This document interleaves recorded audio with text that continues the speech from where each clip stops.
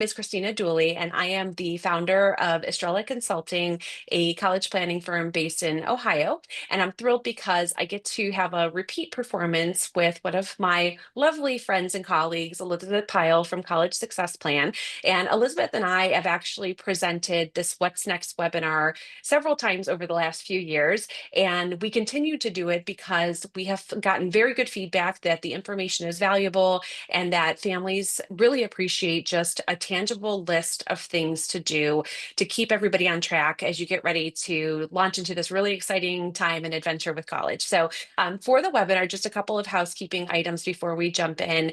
The Q&A is open. The chat is not open. So if you've got questions, please throw them into the Q&A and Elizabeth and I will answer them at the end of the presentation, partially because we want to make sure that we're able to get through all the content and be succinct, but we also think that there may be some things that you have questions about that as we're going through this that we might be answering as we go through the session. So please throw your questions into the Q&A and Elizabeth and I will get to them. So without further ado, I want to go ahead and welcome Elizabeth, like I said, but I'd like her to actually introduce herself and tell you just a little bit about her work at College Success Plan. So Elizabeth, take it away. Thank you, Kristina. Always a pleasure to be together. And yes, I'm Elizabeth Pyle, the mother of 4 college-age students. And we all know that balancing college academics and social life, sometimes at college, can be a significant hurdle for many students. So 16 years ago, I started College Success Plan, and we empower students to develop those really critical executive function skills so they can have a more well-rounded and successful college experience. And then parents don't have to worry about their students at school. So that's what we do, and love every minute of it. So thank And you. I'm lucky to know Elizabeth as well, because what we do at Estrella when we work with families, guiding them through the college search and application process, once they go on to college, it oftentimes students need support like what Elizabeth offers at College Success Plan. So we feel really fortunate to know her and have that as a resource for our families if that time comes that they need that. So today, what we're going to cover in this webinar, and again, I mentioned we try to be very succinct with information. We want you to walk away with an actual list of things that you can be doing over the next several months before your child heads off to college. So we're going to talk about some immediate to do, some things that you can be doing as of actually today. Some of these you might have already done if your child already made this decision a while ago. We'll talk about some things that you can be doing over the summer that will hopefully make the transition come August-September timeframe a little bit smoother, a little bit easier for you. And then we have some great on-campus tips because, again, once your child transitions to college, it doesn't mean always that they are fully 100% ready to launch. Sometimes there are things that we need to help get them to a point where they're comfortable and ready to be successful. So those are the things that we're going to cover today. And so some immediate to-dos that I want you to think about, I want you to pass on to your teen, and maybe some of your teens are watching this. And if you're thinking later that you want them to watch the recording, I should say this will be posted on our Estrella Consulting YouTube channel. So if you're a parent watching this, by all means, please have your teen watch the recording once we post that. So a couple of immediate to-dos that, again, can be happening now. It's very important now that your student has made a decision of where they will be enrolling next fall, that they let the colleges that they will not be attending know that they're not going to be coming. And the reason why that's important is I can't say raise your hand if you have a child who was waitlisted anywhere, but I'm certain there are some of you who have children who maybe were waiting to hear from schools or maybe still even are. And so it's important for that reason, because as those spots free up, obviously, colleges that have long wait lists can then open up those spots to students who are waiting.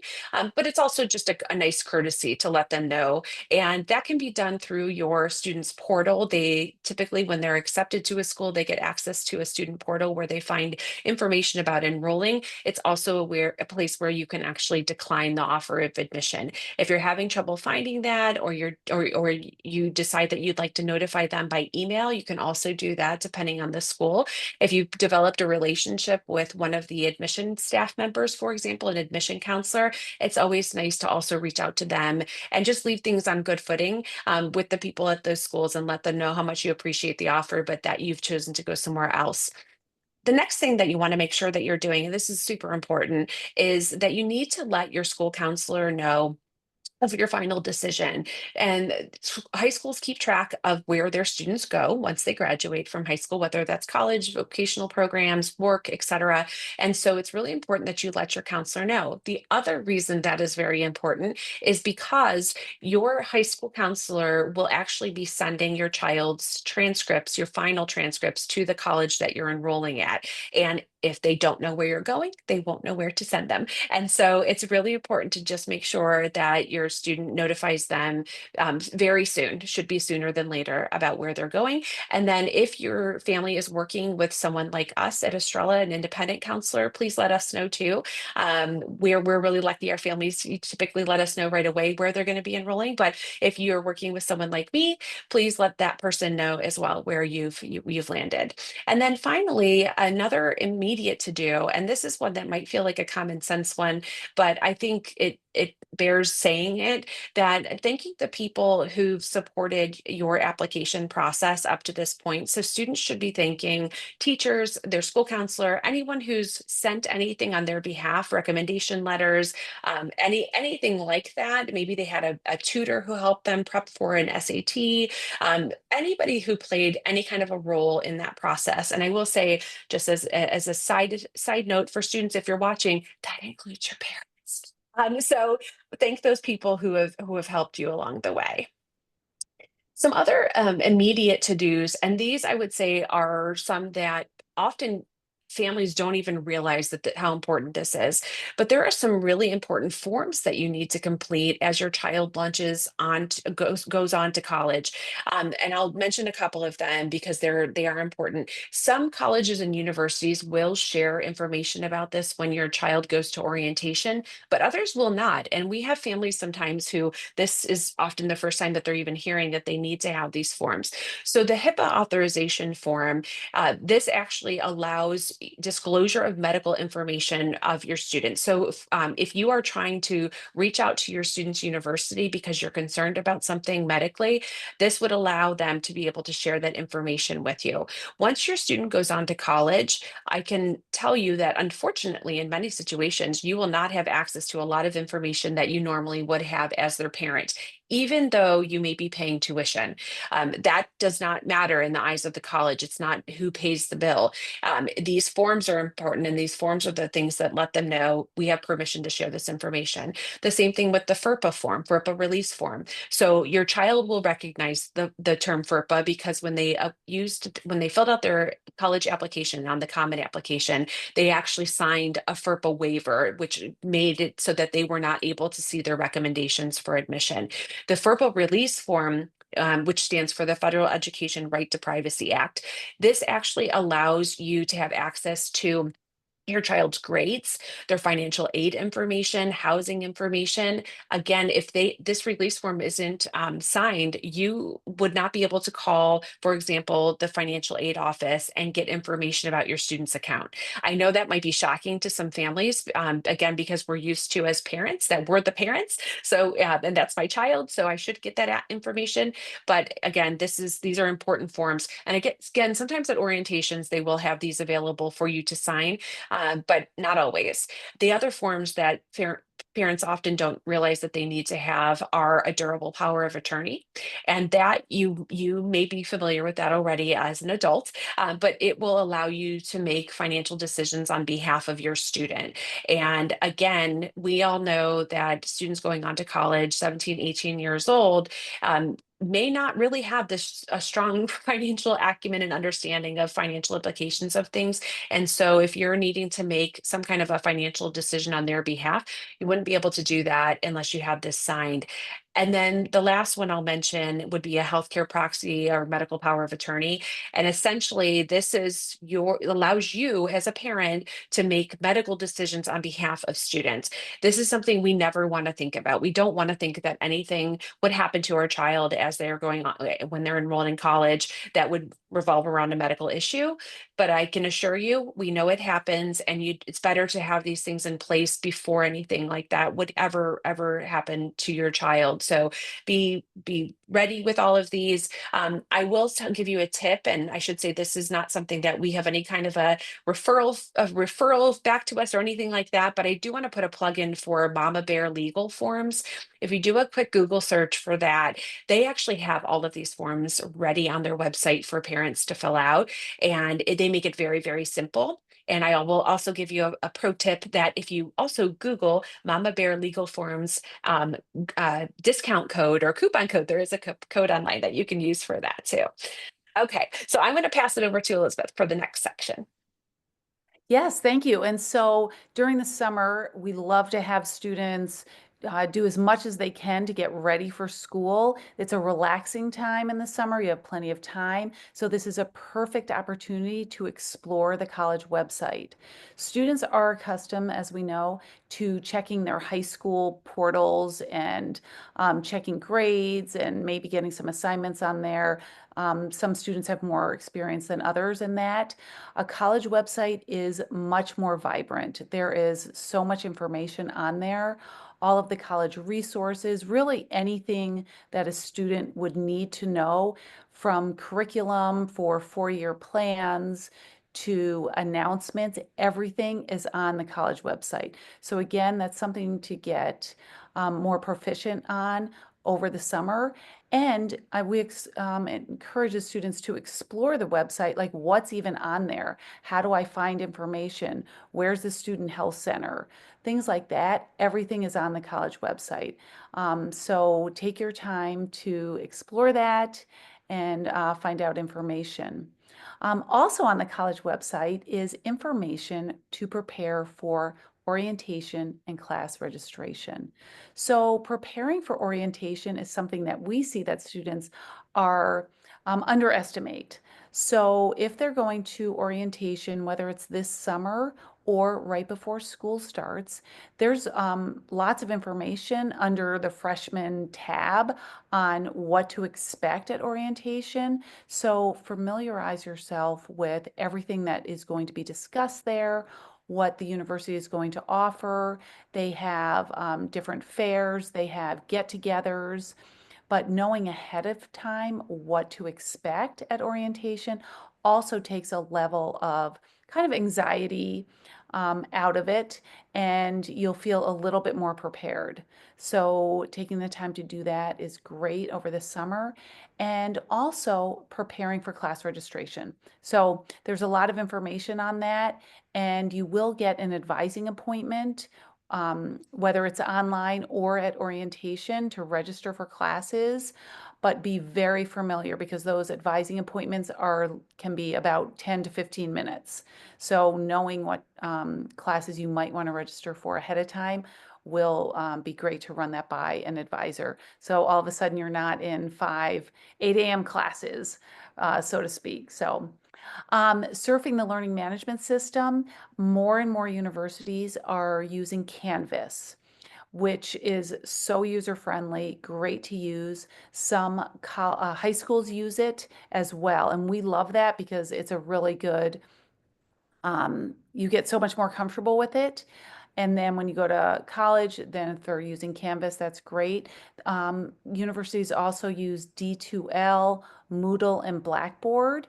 So if your school uses any of those, I highly recommend doing a very quick YouTube video on how to use those, because once the students get to school, they're going to be so excited to be there. They're going to be thinking about a million other things. And then if they have to figure out how to use their learning management system, let's control that over the summer and figure that all out ahead of time. Also on the college website, there are lists of clubs and activities. And we really encourage students to make a list of 3 to 5 that they possibly could be interested in. So at orientation, they might have tables set up, and you would know to look for a particular organization that you might be interested in joining. So we encourage students to attend any of those initial meetings. We always say you could meet your new best friend there. So it would be someone that was interested in the same things as you are. And you don't have to make a commitment by going to any of those meetings, but we encourage them to at least know what's out there, and it's a good way to meet people.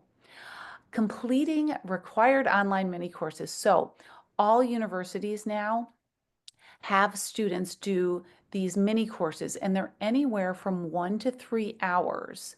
And they cover topics like academic integrity, which is a really big one right now. And the students really do have to know what their university policies are for that, because AI is also covered there. So they give tips on that, and things to be aware of, and what the expectations are for students and AI at school. We want to use AI to our advantage, but you don't want to get caught for plagiarism and that sort of thing. So you'll be doing an online mini course, and they have sexual misconduct on there as well, academic integrity, and drug and alcohol abuse is on there. So do those courses over the summer so you're not doing them, right when you get to school, because again, you're going to be doing so many other fun and interesting things. So those have to be completed before classes begin.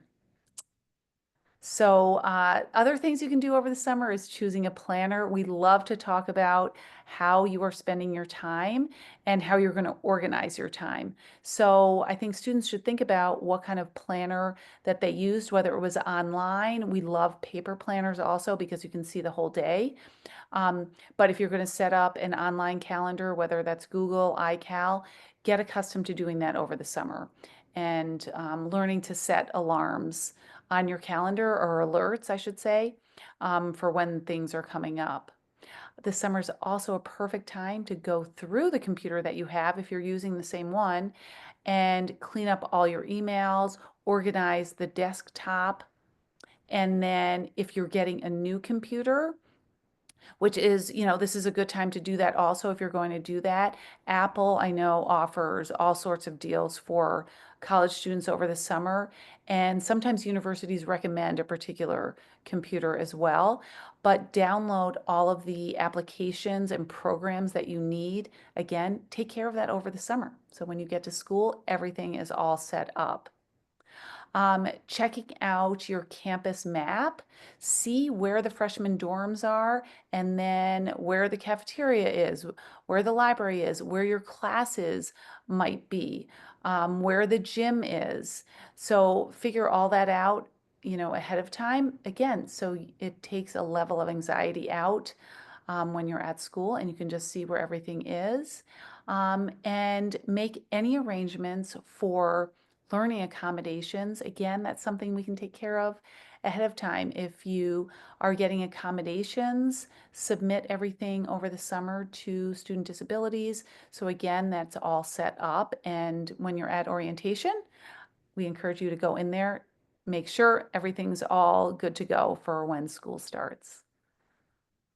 Great. Okay, so some other things for summer tasks that you can take care of. Finding a roommate, yay! I will say that a lot of my students now, they tend to look at maybe the school's Facebook groups or things like that to try to find a roommate. And so there's a lot of different options. I know different schools have different ways of matching roommates. One suggestion I would give, and just a recommendation from our many years of working with students going on to college, is that if you decide that you're going to room with someone, it would be a good idea for you to actually meet them or try to meet them, even if it's over Zoom, if it's over some kind of a platform versus just going back and forth through something like Snapchat or Instagram or something like that.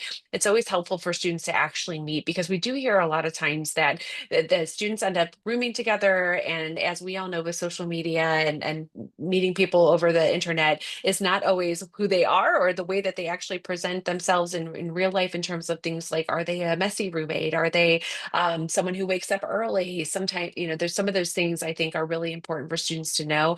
And I think having actual conversation verbally, which I know is a strange thing sometimes for high school students, but I tell my students try to set up, if you can't meet in person during orientation or something, try to meet up over Zoom just so that you can get to know them. It's also not a bad idea for your student to go random and have a randomly assigned roommate to them. The residential life offices do put some thought into that. So it's not the worst thing for the school to actually help do some of that matching. So if your student is not finding somebody on one of those groups and is just kind of, feeling like they don't have anyone yet, the random operation that happens is not a terrible way to go. I will say from my own experience many years ago, my roommate was a random roommate, and I ended up with her for 4 years, and we were in each other's weddings and all those good things. So the next thing I'll mention is it's important for you to look into options for bringing cars to campus.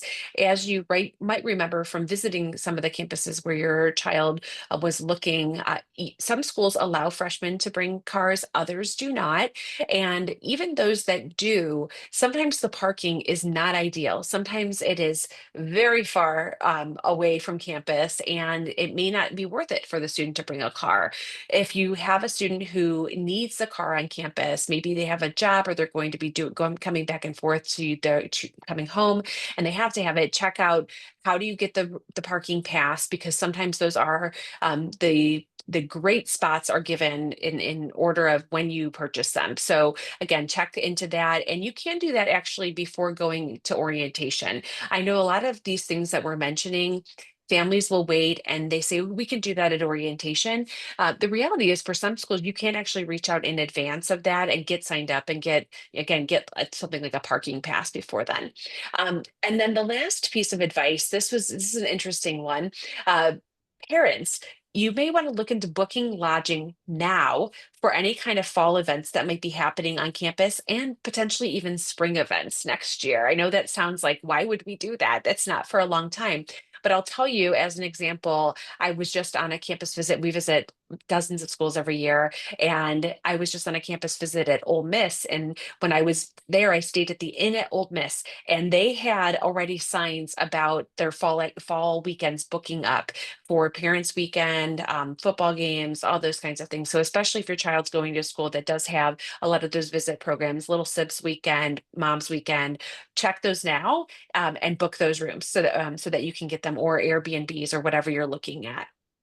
Okay, some other things that are summer tasks that you can have. So we know that a lot of students will be taking AP exams at the end of this school year. So actually, they may be in the throes of them now and next week. And so AP scores don't come out, as you might know, until after your student will have graduated. And so it's important for them over the summer to make sure that any scores that they are submitting to colleges, that they're sending those over the summer, because your student could potentially be getting college credits for those. They could be getting maybe the ability to pass out of a class because of how they do on those tests. But again, the college won't know that unless they have those scores. And so that is the responsibility of the student to have all those AP scores and IB scores sent to the college that they're enrolling at. And make sure, I should put in another little just reminder, is not just send them, but follow up and make sure that they're received, that they are credited to your account, that it's clear in the registrar's office that they've really applied those to whatever you're expecting those to apply towards. The other thing I'll mention is it's important to communicate health issues to the campus that your student is going to. And by that, it can be medical, mental health, dietary, any of those kinds of things. The reason that's important is, should your student need accommodations in, for example, the residence halls, if they need a first floor room, or if they need a single room, or they need to know about which dining halls are food safe for them. So those are all things that you should be doing over the summer months. Again, you don't have to wait until orientation to do that. You can set up a call or an appointment of some sort. Elizabeth mentioned like disability services. You can reach out to the health center on campus. You can reach out to whoever the main point of contact is that you have on the campus and find out who should we be talking to make sure we get these things taken care of. When it comes to mental health, one thing I do want to mention is if your child's currently in active therapy, if they have a therapist that they work with in your town or your home community, it's important, two things. One, not to assume that they can cut off that support once they go to college and that they are starting with a clean slate. It's so important for kids to have that continuation of that if they can.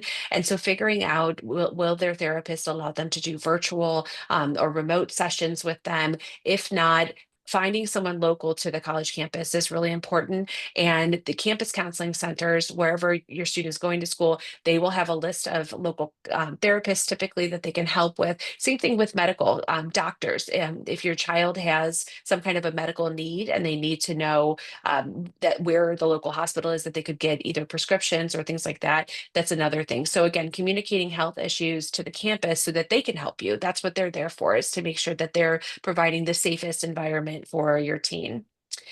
So I wanted to share just five kind of interesting things that some families don't think about to buy for their dorms. We always think about sheets and pretty pillows and wall decor and things like that, but we don't think about some of these things. So I just wanted to put these on just to put on your radar as things that you can purchase that are really important. A first aid kit. It's amazing to me how many families say, "Oh my gosh, I did not even think about having a first aid kit in my child's room." It's really important because they can't just run to your linen closet like they can at home if they cut themselves or there's something that, something happens. And a thermometer, if they're sick in their room, they, of course, they have access to a campus health center, but that may be on the other side of campus. They may not want to walk over there. And also, if you're a parent and you're concerned about them, you could say, you can get on a FaceTime call with them and say, take your temperature, let me see what's happening there if you want to help them in that way. A rolling laundry basket. And this is something, it's, gosh, I wish we had these back when I was in college, something on wheels. Uh, Believe it or not, your child will be doing laundry, hopefully, once they go on to college. And you can do a laundry 101 class over the summer if you haven't done that yet. That's not one thing that we put in here, but certainly something that you can do if they don't already do their own laundry. But often, those rolling laundry baskets, they have some where they zip close on the top, and it's easy for the students to load it when they're coming home for breaks. So you can find those online, and they're awesome. And so something to think about. A mini tool set, so just a small little tool set that has all the essentials: a screwdriver, a hammer, all those kinds of things. Again, you might be thinking, why would they need that? Believe it or not, there may be situations where they need to do something. Maybe they're adjusting their bunk bed heights. Maybe there's a wheel broken on their desk chair. Giving that to them, actually, you're providing literal tools for them to learn some skills as well about how to be able to self manage and fix things in their room. And you never know when they might need something like that. A small safe or lock box, and I don't put this on here because I want you to be concerned about rampant theft in their dorms or anything like that. However, for many students, they're taking with them documents, like they may be taking a passport with them, they may be taking a checkbook, they might be taking things that you don't want to just have in a desk drawer. And so you can purchase just a small little lockbox or a little mini safe that they can keep in their closet or their room somewhere. And again, that's not something a lot of families think about doing, but it does we don't want students to be naive. We want them to be smart. And so, again, that's something I recommend that families buy. And then a small air purifier. And again, not to sound the alarms, but your child might be in a dorm that has some age on it. And so we have often find that our students appreciate having a little air fryer, or an air fryer, but I don't think you'd have those in your room, air purifier in your room, just because the air circulating through the dorms, it helps just keep that air cleaner. And I've seen some of the filters literally that my students have taken out of theirs, and it's sometimes a little alarming. So if you that may be one of your first ads to your Amazon cart when we get off the webinar. So yes, those are just five things. Elizabeth, is there anything else that you can think of, like that when your kids went to college, was there anything that was super helpful for them to have? We had some sleep things, Tempur-Pedic, one of those bed covers, Oh yeah. for the mattresses. A lot that seems to be super popular now with the with the students and it's just more comfortable. And definitely two sets of sheets. I hear that from kids. They're like, oh, because they're not, yeah, doing their laundry as much. So that those are two really good things. And storage is always an issue. So anything you can think of that would make your room more efficient, storage. For sure. Okay, these are yours. Let you take it Okay. over. Yes, that's great. And good recommendations. Oh, and I was going to say with the first aid kit and doing that, Hmm. we go to the Container Store and get like a shoebox clear container, and that's where we put a lot of supplies. So, you know, Good um, idea. Yep, put that stuff in there. And then you can also put any desk supplies in a container like that as well. So that's another thing we hear from kids actually is, a place to keep all their desk supplies. So Container Store has very easy, clear containers, which are handy. Good So, tip. yeah. So, okay. One of the most important things over the summer is for students to read their emails. And they might not be in the habit of doing that, but I will tell you that is exactly how the universities are sending information all summer. And I would really encourage them to check it every day, certainly every few days. So don't forget that. Another big difference between high school and college is deadlines are deadlines. So in high school, if you forget to do something or you miss a deadline for something, you can typically go to your guidance counselor and, all things considered, they will, try to fix it for you. College is a different story. Literally, the deadline is the date that you have to have everything in. Otherwise, it is a plethora of phone calls and, sometimes just dealing with a computer and you're not going to get anywhere. So please read your emails and make sure you're mindful of all the deadlines. So, reading over the summer, like keep your brains going, and you're going to be doing a lot of reading in college. So take the summer to relax and enjoy reading, but also keep your mind stimulated. So when you get to school, homework's not completely foreign. Discussing budgets and finances. Um, that's a really good opportunity over the summer for families to talk about that. Students aren't typically accustomed to having a monthly budget or let alone how much money, they're allowed to spend for the semester.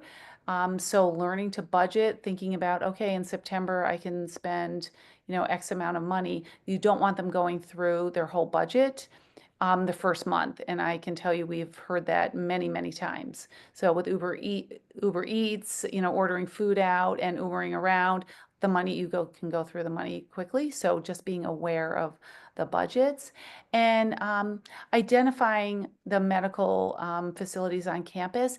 And Christina brought up a great point also that if you have any particular doctors at home that you're used to seeing, um, maybe researching over the summer any doctors in around your campus that could fill that void if needed. And especially if you have a therapist, a nutritionist, an allergist, a psychiatrist, being aware of what the resources are in the community. Schools do offer some mental health components. To be honest, they're usually very crowded and it's a little bit harder to get an appointment. And sometimes you can't get appointments for a few weeks out.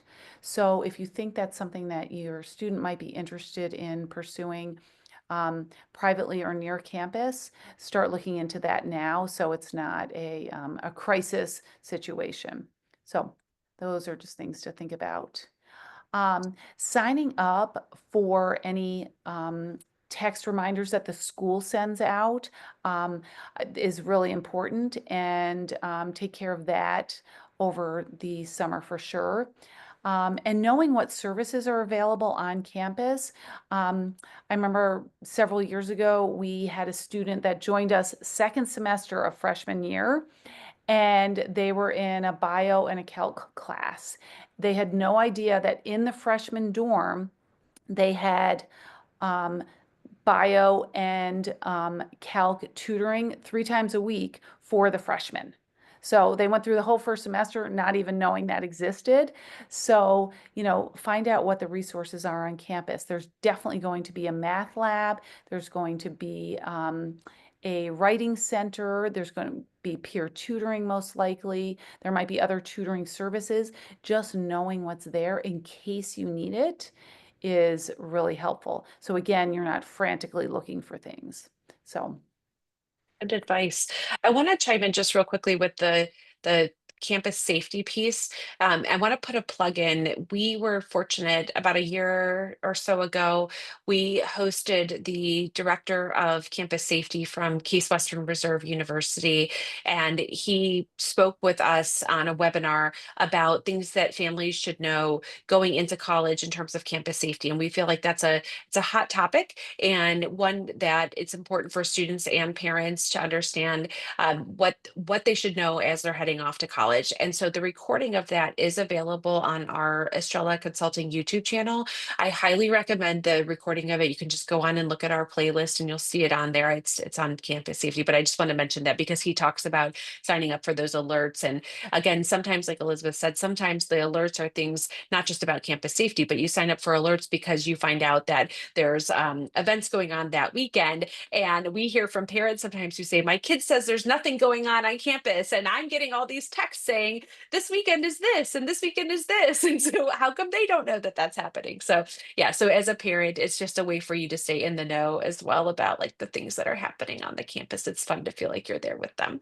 and Okay. it's good to help them, and those are good talking points if you're talking to your student, like, oh, did you know this was happening? Or did you go? Something like that. Yeah, that's a really good point. So a couple other things when your student gets onto campus. I already mentioned like finding the roommate, and it's important for your student if they've never had to share a room before that they understand what that's like, and also to think about things. For example, if maybe they want to communicate with their new roommate about some just understood maybe expectations for one another, and that's really important to establish once they get onto campus and they're living with them. So if it's about, when you want to have visitors or not have visitors, if there's, certain just basically rules of the room. But students often who've never had to share a space like that with someone, sometimes that can be challenging that now there's someone there, someone who, again, maybe has different habits than you, different interests in different things, and sometimes different friend groups. And so that can be a little challenging, but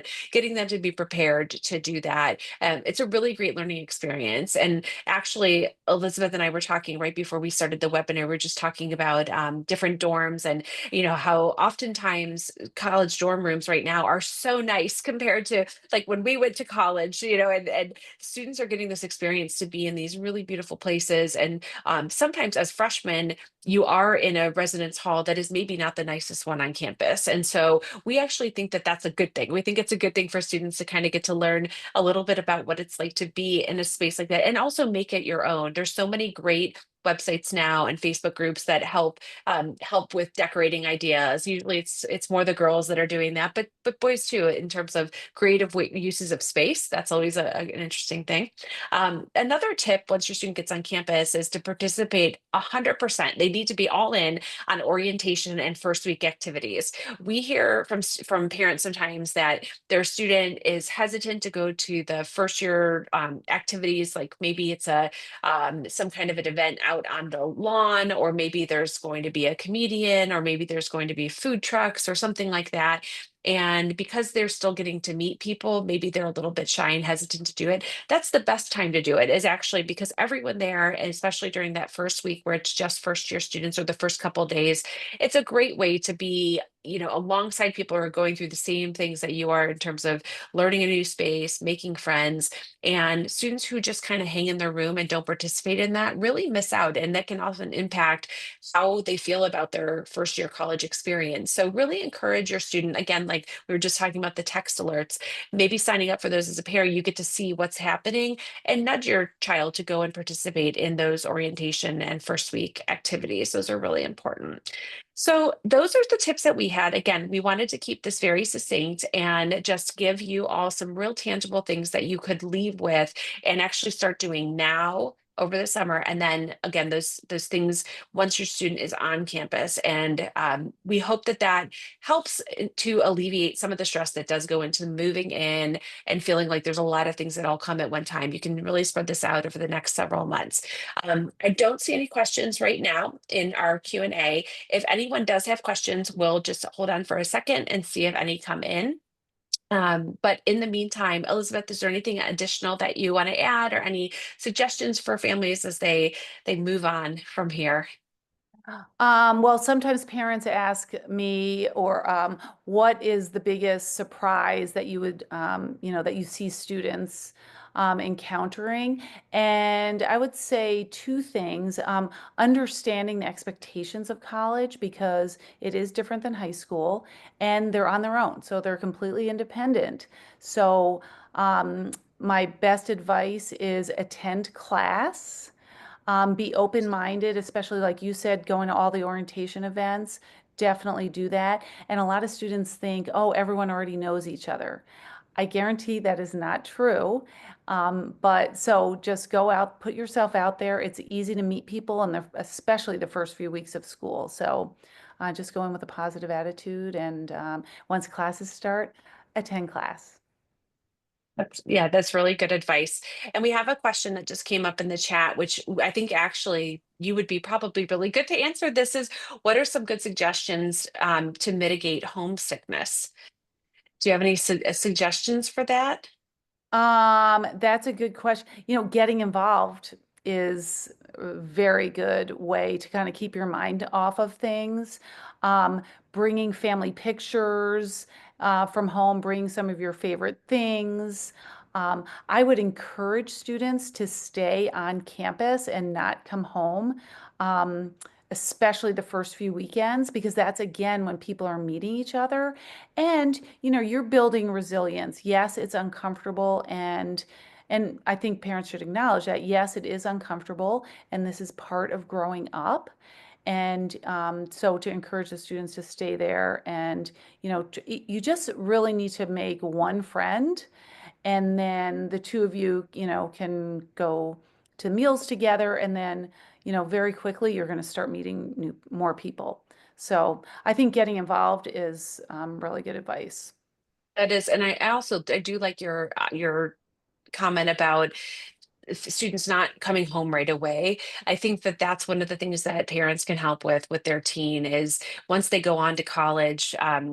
If your child says, "I want to come home," it's the first weekend. Really encouraging them to stay and try to take advantage of what's happening on campus because once they get into that pattern of coming home, they're Mhm. much more likely to come home at Thanksgiving and say, I think I'm coming home for good at the holiday break. And you don't want them to do that. You want them to get ingrained in the community there. So we have another really great question. Are there places to go to see what courses would be best for a major so that she says, so that my son has an idea before the advisor appointment? That is that's a great question, Elizabeth. Thank you for asking that. I'll answer, but Elizabeth, if you have any other additions, please feel free to chime in. But my recommendation is on the college website, and you might have to do a little bit of digging. You might have to actually just even Google this to find it versus trying to navigate through a course menu.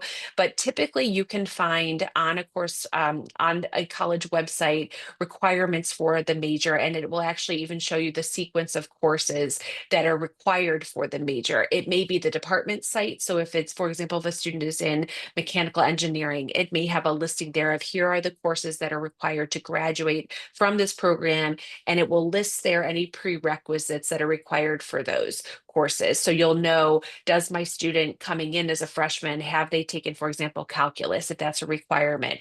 So digging into the department website is where you're going to find that. Sometimes you can't even reach out to a department chair and ask if they might share with you the list of courses that are being offered over the next cycle, the next school year.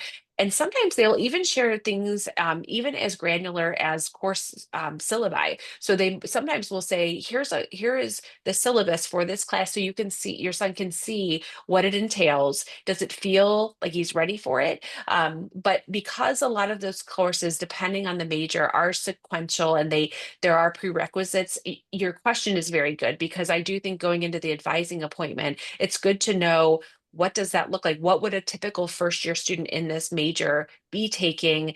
And does your son have all the prerequisites that he would need to be taking those classes? So again, the website's your best place, but it can be, I'll just say, it can be hard sometimes to dig in and find that. But don't hesitate at all. For anyone watching this, don't hesitate at all to reach out to people in the department. If your student's already chosen a major, don't hesitate to email them and say, or actually, let me back up for a second. Have your son email. Your son can email the professor who's in charge of the department, or somebody who's in the department that they really, maybe it seems like their interests might align with them based on their bio on the website.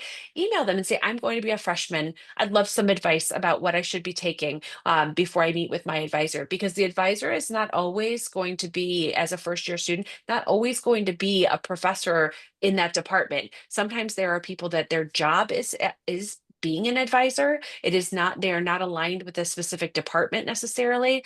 Other times you get assigned a random advisor from a random department. So they may not have the depth of knowledge that a professor would in the program. So by all means, reach out, send emails. Those professors love when students are excited about joining their program. So really good question, Elizabeth. Thank you for And that. and also, Kristina, that was perfect what you said about finding out all the requirements.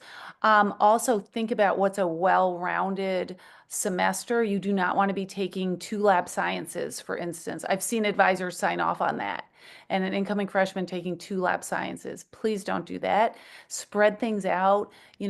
Most likely you'll be able to choose an elective. Not that those are easy, but it's just more well-rounded. And think about that. And another great thing Kristina said, have the students email the professors and email the school. And the biggest favor, one of the biggest favors a parent can do is let the student be finding out all this information. It's fine if you're sitting right next to them or like gently guiding them, but they need to know how to do all of this. Their schedule, they Mhm. could show up the first week and their whole schedules change. That has definitely happened. And if the students don't know how to go about, finding new classes, then you're not doing them any favors. So take the time over the summer to let the students explore. And again, you can be there, but they need to know how to do that. And there's a really great follow-up question that I'll let you answer, and I can chime in too if you'd like, is how many hours do you recommend for a first semester, first year student for credit hours? So great question. And typically they're going to sign up for 15 credits. So that would be 5 3-hour courses. And so I recommend them signing up for that. If for one reason or not, sometimes we recommend students actually signing up for even 6 classes if they can get into it. Go to all the classes the first week and see, which one they might want to drop and then go down to 15. And that gives them, a little flexibility. Or if they are taking 15 hours, and that would keep you on track to graduate in 4 years. If for one reason or another they need to drop a class and go down to 12 hours, please do not worry about that. It is, I want to say, pretty easy to make up those 3 credit hours somewhere over your 4 years, whether it's summer school, Maymester, J term. There's accelerated courses. There are all sorts of ways to make up the hours. So don't worry if they do have to drop down to 12 hours. That's still considered full time. But to answer your original question, most students will take 15 hours for Yeah, every semester.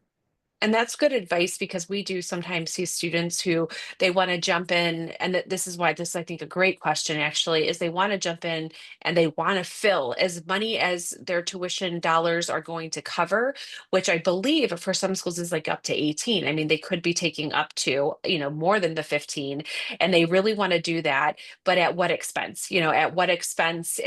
They're still navigating a brand new landscape. Their study skills are on themselves for the most part. There's a lot of things things that they're learning. You don't want them to jump in and have struggles in the classroom that also make them feel like they're not excited about being there. And having letting them like Elizabeth said, letting them there will be classes that they take that are not pointless classes, but they may not be towards their major. There may be elective classes that they get to take and really enjoy taking. So that's, another thing. One more question that we have is, if my child already plans to transfer schools within a college and majors from the one she applied to, when does that start to happen? When does that internal transfer, and how do you do it? That is a great question. And I will say that parents may start to get frustrated with this, because it's the same once you go to colleges. It depends on the college, because all colleges have different internal transfer policies. Sometimes the transfer cannot happen until the student has one full year under their belt. Sometimes it's a semester. It just depends on the individual college, but also the program, because sometimes internal transfers require a sign off from someone in the department they're transferring into, which would mean your student would have to have been there and maybe even taken a course in that program.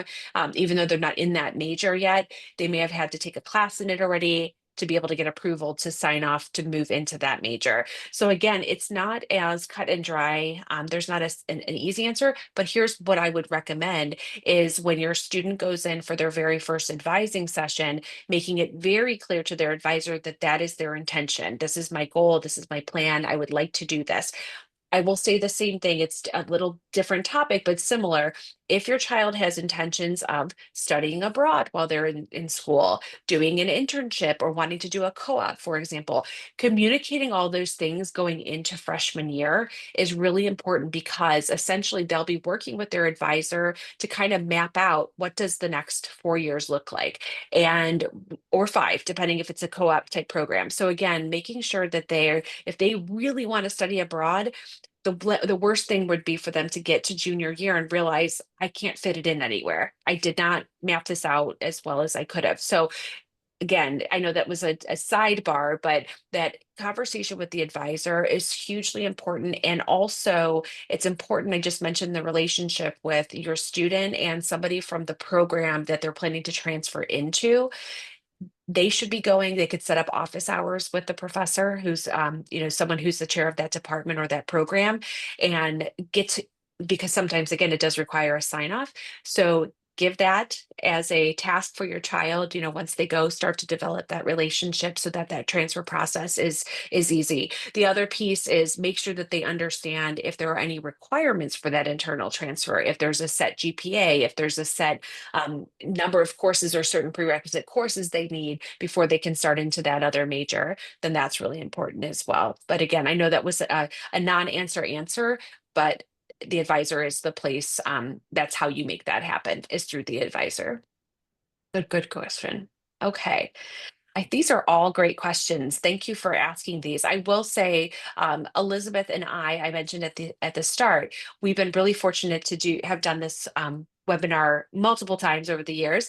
And every year I listen to the questions from the previous year. We build them into the slides so that we can hit some of these things, but every year new ones keep getting added. So thank you for asking those really excellent questions. And so I will say, we are super excited for your children. We're excited for you. We hope that you enjoy this transition process with them, and that even though there's a lot of things, a lot of moving parts, we know that your children are probably very well equipped to launch into this next phase of their lives. And as Elizabeth said, it's important for them to kind of take the lead on some things, but it is important for you to be there as well and know what they should be doing, but without necessarily holding their hand through the entire process. There's going to be a point where you do need to let them take that ownership, and now is a good kind of an on-ramp for that, to let them take control over some of these tasks that we just gave you this to do over the next couple of months. So thank you, Elizabeth, as always, for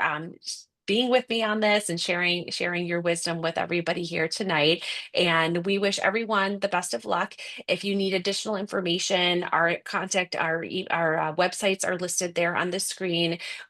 We both have great newsletters that we send out to families. You can sign up for both of those on our websites if you want to keep in touch.